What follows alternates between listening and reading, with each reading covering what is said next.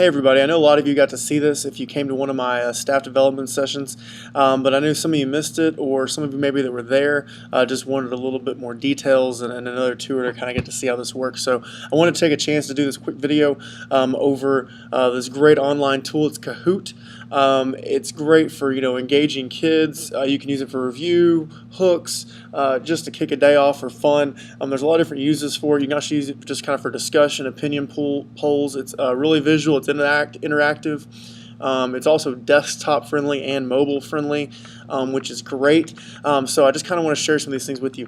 It's Kahoot. It's getkahoot.com. That's the teacher interface, and I'll show you the other side here in a little bit that students would go to. It is free. I would go ahead and sign up. It's been free for a while now, but with big tools like this, I keep thinking that as they catch on, someone's going to charge for it. So I would try and get in early, even if you're not going to use it right away. So you can set up the account. I already have one, so I'm going to sign in. I'm actually already, nope, I'm not. Let's sign in real quick. It's very much, if you've used Socrative, it has some of the same resources and benefits.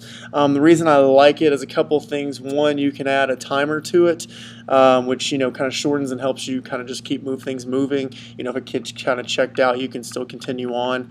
The other thing is it's a lot more visual, colorful. I know it's a little thing, but kids like it. But you can, but the Socrative, though, the benefit of that is they can see their actual answer on the screen. This is more multiple choice based. So a couple of things. You can do a quiz where you can do multiple choice, and I'll show you kind of how to set those up. You can do a discussion. This would just be what would happen is they would answer the question, make a decision, and then based off that, they would just kind of see what the results were. You can also do a survey. If you do a survey, that's a one-question thing. It works a lot like discussion, except for it's just one question. You put it out there, but they can kind of continue to respond. There's a couple of things. If you look, there's a public tab that I'm going to click on. There are over 260,000 of these already set up to where if you want to go and look through these, search based on some keywords, you might be able to find some things that are already created that fit in your content area. I encourage you, if you do these, go ahead and make them public, just to share with others and kind of keep building these things. There is help if you want to go, but of course you can always contact the person on your campus or me, and we can kind of walk through some of the stuff. You're able to store your quizzes. You can see these are the different ones that I've created throughout different reasons and for different uses. So it does store everything to where you can continue to use it the next year, the next semester, class period, whatever that may be. And then of course you can share it out through social media if you want to share with your department or anything like that. Okay, let me show you real quick what you can do. So I'm going to create a new one. Couple of different things. I'm going to do the quiz, and you can give it a name. I'm just going to call this one training. Okay, and here's the deal. You go through and you just go ahead and just type in what you want. So, I don't know, when was the Declaration of Independence signed? Okay, sorry. Probably should have, capitalize that or anything so English teachers don't get mad at me. Alright, so I'm just going to put, years, 1812, 1786, 2014. Alright, as a history teacher, I know that some people might use that. So you can add pictures if you wanted to and upload those as backgrounds. So if you want to have something where it's identify something in the picture, you can do that.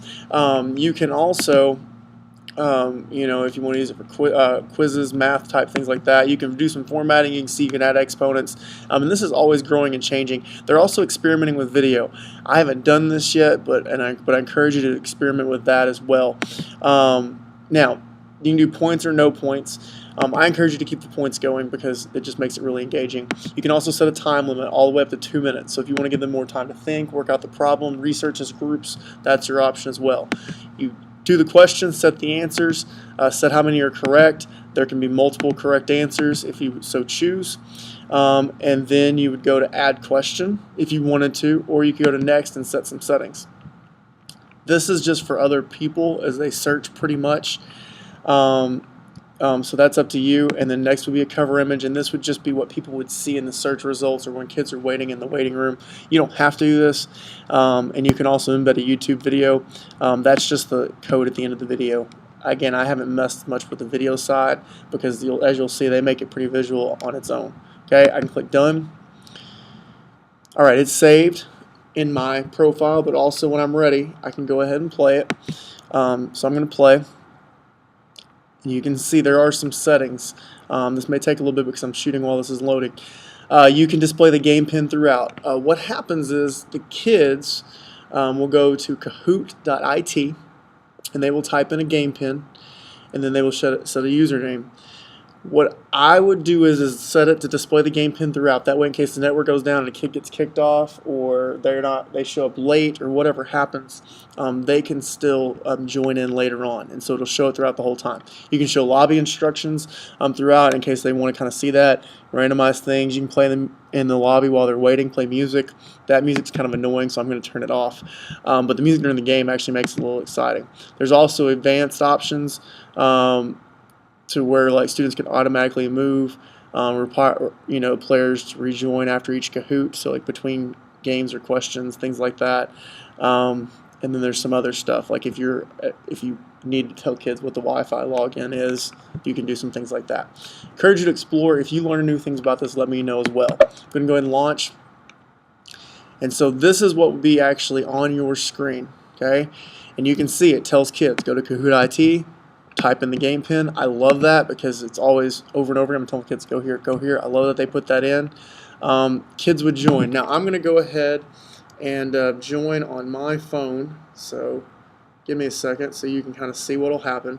The cool thing is when they set up a username, the software actually can tell what the if it's kind of inappropriate or not, and it will change it.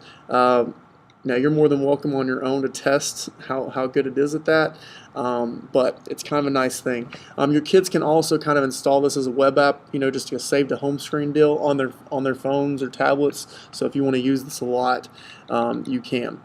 All right, I'm going to go ahead and join game. And so now you can see my username had popped up, and you can delete them and kick them out if you want to. It's up to you. But now I'm going to start. And so it's going to show me the question.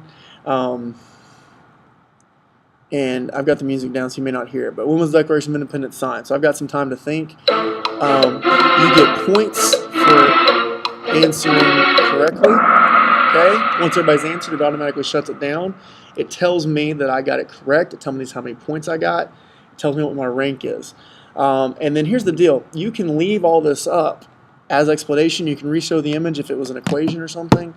And you can have some discussion about, okay, what happened in this year or whatever. See who missed what, see how people are doing.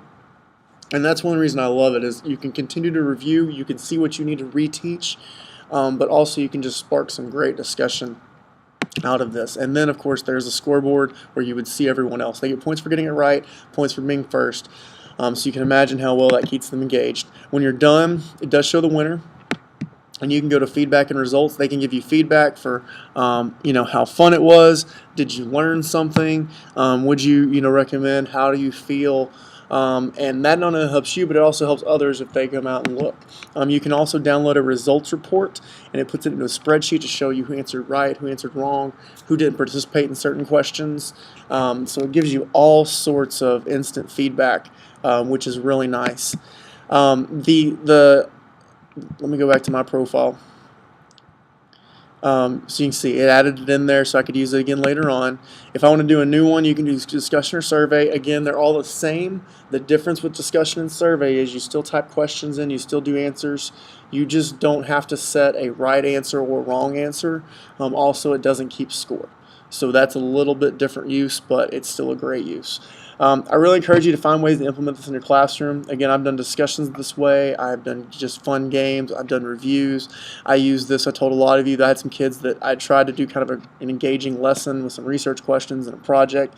Only like 2 of them did it. I still wanted them to get the knowledge and information, and so I just dumped it all into this game, and out of that we had some great discussion, and they still learned what I wanted them to know. So there's just a lot of different ways to use this. I encourage you to implement in your classroom. Let me know how you're implementing it. I'd love to share that with others and learn more about it myself. And as always, if you've got any more questions, please feel free to ask me and let me know. It's buck.baskin@sunnyvaleisd.com.